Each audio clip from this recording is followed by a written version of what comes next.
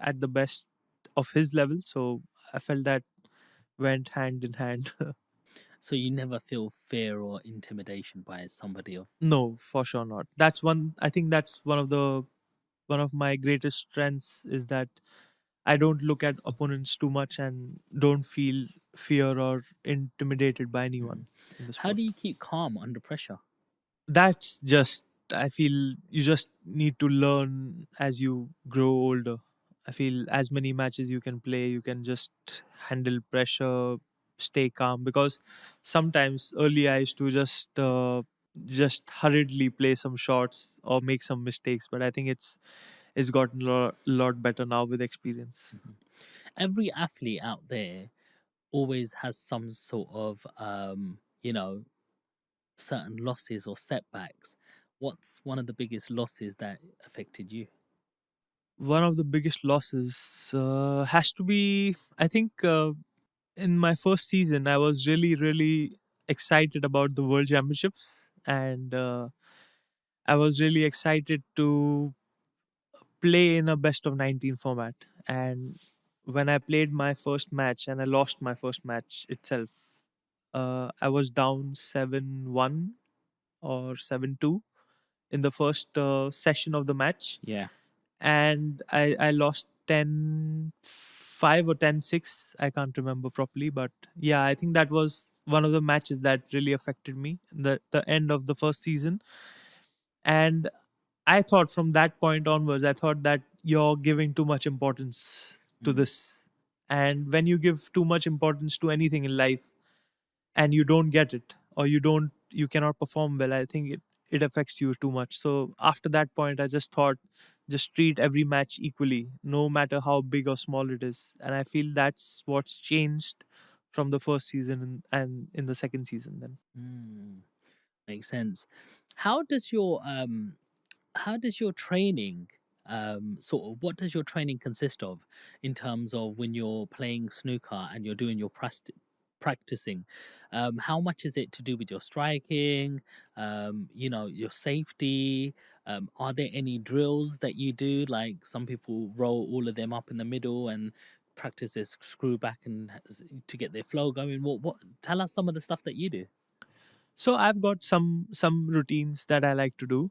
One of them is a T-shaped line ball practice. It's like kind of you put four reds on either side of the pink and five reds in between the black and the pink, and two reds under the black on the top cushion, and just clear up with all blacks. And it's kind of a specific routine which you do, and you have to take all blacks with all the reds. So it has to be a 1 for 7 in that, and it's a little bit tougher to do than normally just clearing it up with any of the colors, or just to take reds in order. Also, I like to practice some safety drills sometimes for about 10-15 minutes every day, so that I'm a little bit sharp when it comes to safety in the match as well. And my normal day is playing about 1 hour solo practice just by myself, doing routines and safety and stuff. And the rest 2 or 3 hours playing sparring with somebody, maybe some of the Chinese or Thai players, and just playing a best of 7, 9, 11, depending on what tournament is next and what format that event is. Do you never get bored playing by yourself? Sometimes I do, but you have to keep on doing it. I Do mean, you put any music or anything like that in the background? Do you no, need no, your no, no, concentration? no, no, no. I just think, like, if you're not allowed to do that in the match, then it doesn't help you to do it in practice, because what you do in practice transfers in the match, and you don't want to do. I mean, if supposing you're listening to music in practice and then you don't have that in the match, and you feel there's so much noise around, how do you cope with that? So you need to cope with that in the practice as well. So it's like your exam conditions Yes, yes, for sure. has to mimic the same. Yes, for sure. Have you ever got a 147? In practice, yes, 5 times. Wow, In practice, yeah, never in a match. My highest break in the match is a 144. 144. Yeah, Wow, I think, and 137 is my highest break in the UK, in like wow. in the on the pro tour. So How does it feel when you make that sort of big break? Yeah, obviously gives you a lot of confidence. Although it's just one frame, you just even an 80 break will give you the same satisfaction, kind of. Maybe not to the fullest, but in terms of winning a frame, if you make an 80 break or a 147, it doesn't matter. You're just it just counts as one frame. So I don't put a lot of importance to that. Do you win some money if you get a 147? Yes, of course, yeah. You get the highest break prize of the tournament, or if there's some other special bonus prize, then you Okay. get that as well. And how much is that normally? So it actually varies from tournament to tournament. I think the normal highest break price for a 147 in any tournament is about 5 or 10,000 pounds. But in some events, if you there are 4 events in the calendar year, if you make two 147s in those events, then you get 147,000 pounds. Wow, So that is huge that money. is big. That is huge money. Yeah.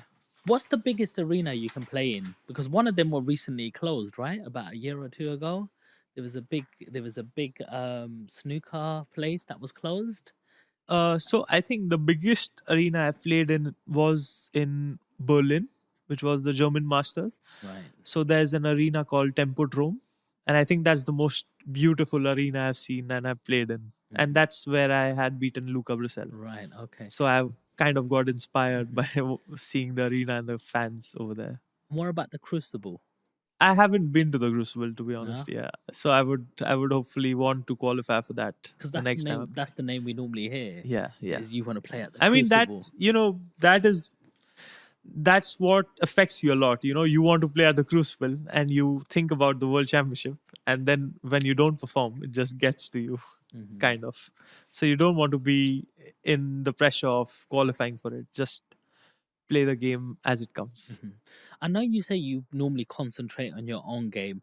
You don't worry about who you're playing. But do you, like, part of your own game? Do you adapt yourself? Would you know that player's got these abilities? Do you adapt in any way, shape, or form? I mean, some when you like, for my instance, I've almost like been on the tour for almost 2 years now, so I almost know every player's positives and negatives, kind of. But you don't really see that in the match. You just try to play the best you can when you get your chances.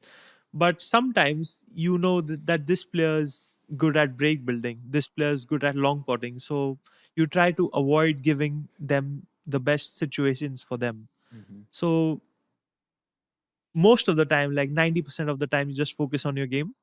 But sometimes when the match is getting close, you just keep telling yourself that don't give him an opportunity so that he can finish up easy. Hmm. So yeah, Who do you it's, think it's is the just most dangerous player out there? I mean, it has to be Ronnie when it comes to sheer snooker. I mean, his match play is second to none, I feel. And when he's playing his best is probably impossible to beat him, kind of. What do you think of Stephen Hendry? Yeah, I think he was one of my favorite players when he used to play. I actually didn't watch him at his peak, because I hadn't started playing snooker at that time. So uh, I mean, when he retired is the time when I started playing snooker. So I think after I started playing snooker, I watched some of his old matches back, and he was so aggressive, and he was such a treat to watch when he used to play, because he was one of the players who changed the how snooker was supposed to be played in that era. So And how was that? yeah, it was amazing. I mean, Yeah, my coach used to actually copy Stephen Hendry a lot yeah. in terms of technique, and he's told me himself. And yeah, I mean, it's just amazing that how people used to maybe treat him, and how big Stephen Hendry was at that time. Big time. Yeah, I always remember, I don't know if it was 95, 96, but it was a final. There was Ronnie O'Sullivan versus Stephen Hendry, and they were like the two biggest names, yeah, and they couldn't pot the simplest black. yeah, It was the longest black game, and we didn't know which way it was going to go. Like, yeah. that was pressure. Yeah, sometimes you get those sort of games because that can be a turning point in a match. So I think every player's every player experiences that Mm. in a So match. so you beat Stuart Bingham twice now as well.